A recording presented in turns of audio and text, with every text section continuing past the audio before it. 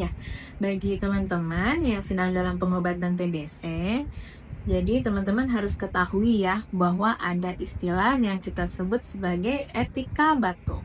Ya, jadi etika batuk ini memang bertujuan untuk menurunkan penularan penyakit TBC ya, terutama memang untuk orang-orang di sekitar kita yang kita sayangi.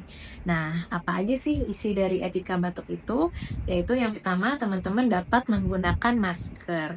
Jadi, terutama apabila teman-teman sedang keluar rumah atau sedang berada di tempat keramaian atau berkontak dengan orang lain, maka teman-teman wajib ya menggunakan masker selama pengobatan TBC.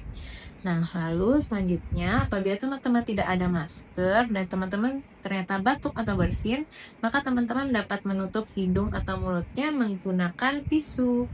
Nah, tapi jangan lupa setelah batuk atau bersin tadi, tisu ini wajib dibuang ya ke tempat sampah. Nah, selanjutnya, apabila ternyata juga teman-teman tidak memiliki tisu, maka teman-teman dapat menutup mulut dan hidungnya menggunakan lengan bagian dalam seperti ini. Nah, dengan harapan dengan teman-teman menutup mulut dan hidungnya dapat menurunkan resiko penularan, yaitu dengan mencegah percikan air liur tadi muncrat kepada orang-orang yang ada di sekitar kita.